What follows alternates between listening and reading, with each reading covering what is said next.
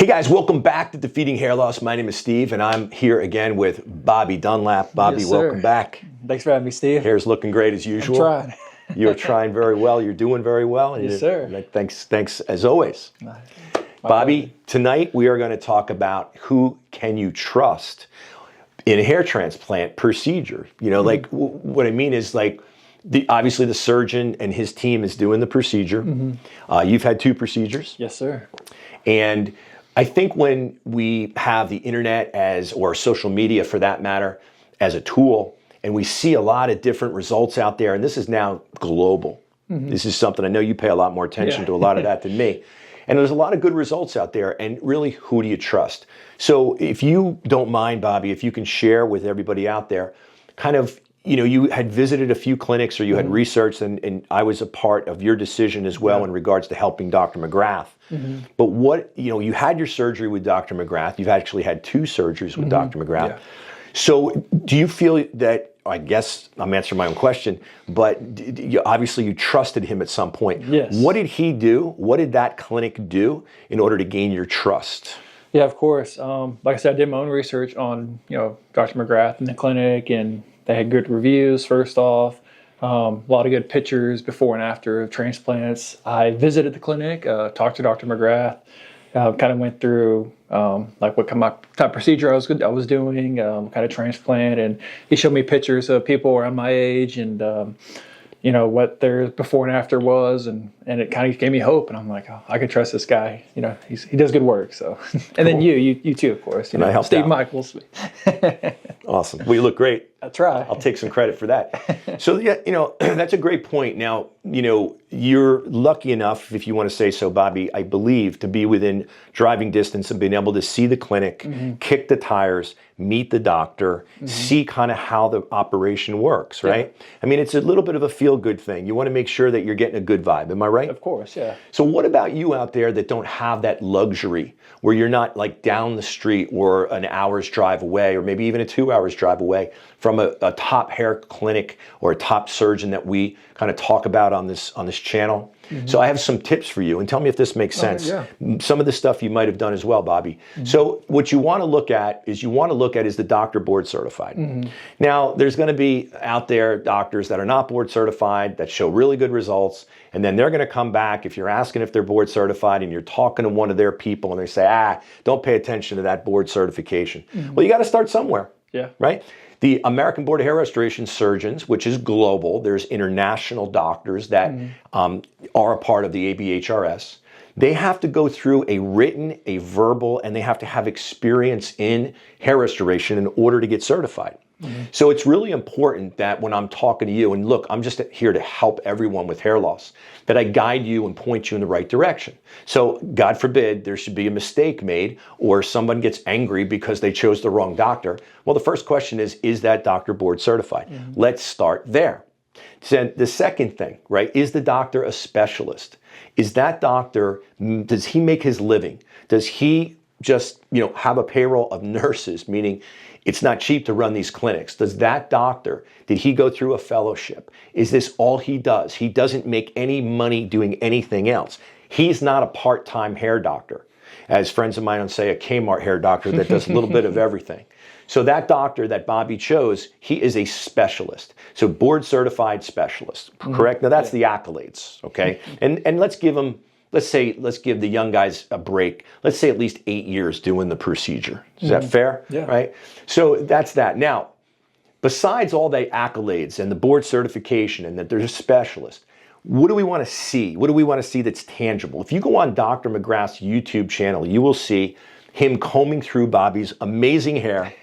And what's really cool about the 3-dimensional videos is that you can pause it. You can bring your friends and family over and you can look at the spacing.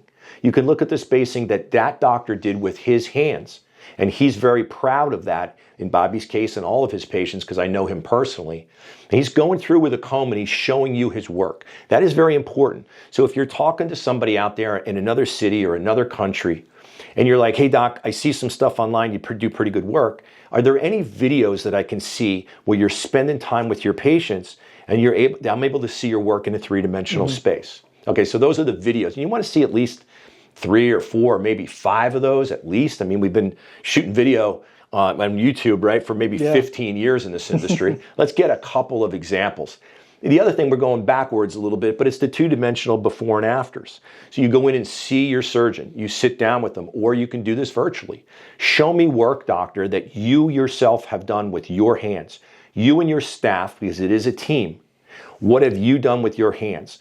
I don't ever name any names. I don't ever name any doctors. I don't even name any countries, right, Bobby? Correct. But when you're talking to someone who, what I call gypsy companies that go from city to city to city, and they're owned by business people, and they hire doctors that they can find to do the work. Okay, that's okay.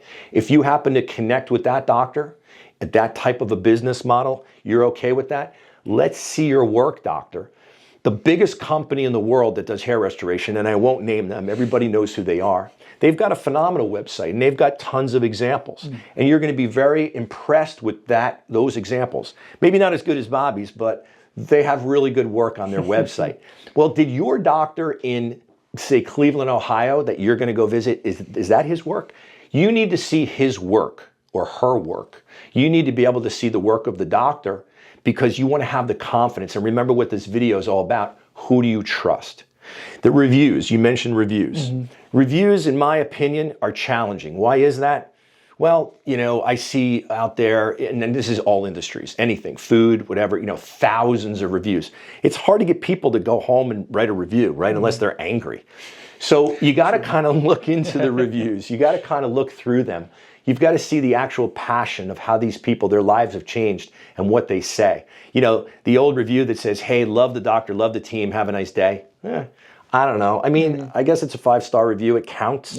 But that's really, and some people, they're just not as passionate. I think I'm passionate. A little bit, Steve. So thank you, Bobby. So what you want to do is you want to look through those reviews. I actually rented a VRBO in Fort Lauderdale, Florida once because they had this bad review. It was something about the grill and the dirty spatula or the grill cleaner, and it made it look really bad. And I kind of know that area really well, and I like the property. And then the reason why I actually rented that property was because the owner came back immediately with a rebuttal and explained everything thoroughly. So the stars were down a little bit. I don't know, 4.5 stars or 4 stars. But the owner of the property made it very clear on what he did to take care of that situation. Which brings me to my last point. One of the questions that you should ask, and we'll do other videos on other questions, you should ask your doctor is if you see him in person or you're on a virtual consultation, ask that doctor, hey doc, listen, I see your work. I see your videos. You're board certified. I hear a lot about you. You're doing great work. You told me that I'm a candidate. Your people told me I'm a candidate. I have strong donor hair. I'm on the medication. I'm looking to do my hairline. Today I'm choosing FUE. We talked about that and I'm a good candidate for that. But doc, tell me something. You've done a lot of patients and we talked about that. What if something goes wrong? What if you had a bad day? And hopefully not with me. But what if something goes wrong? What if there's something not catastrophic, but that just didn't go that well that day? And then pause and ask them, say, what are you going to do about it? And it's very important at this point in my life as a consumer that if I'm going to research something and I'm going to make an investment, and that's what this is. This is a life-changing investment. That's why I'm on this channel. That's why I drag Bobby out all the time to use him as a model to show how your life can change. But what if it doesn't work out? What are you going to do about it, doctor? And the response should be, I stand behind my work. So this may sound a little confusing, but if you're not a good candidate, if you're someone that has poor donor hair, if you're really, really, really young and not using the medication, if you're completely bald on top and want to do FUE, all these reasons why you may not be a good candidate for hair surgery, at least not now, that's going to be, taken away. In other words, that doctor who's board certified, who's a specialist, is not taking on your transplant. And they're not going to take on the patients that are not going to have the best results possible for their situation. So I don't want to say that nothing can ever go wrong, but it's highly unlikely that anything's going to be a problem. If you follow your pre-op, if you follow your post-op, if you have the right expectations, always plan on 2 procedures. So who do you trust?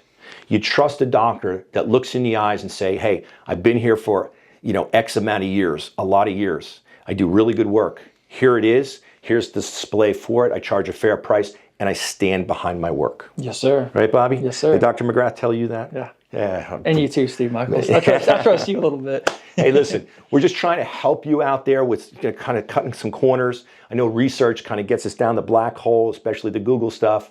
So make sure that you take some notes. And when you're looking for a really good doctor, of course, Bobby and I can also help you with that in your area of the world, of the country. But remember, you want to be able to trust the doctor. You want to be able to trust the clinic. And this is how you gain that trust. I hope this helps. Don't forget to like and subscribe.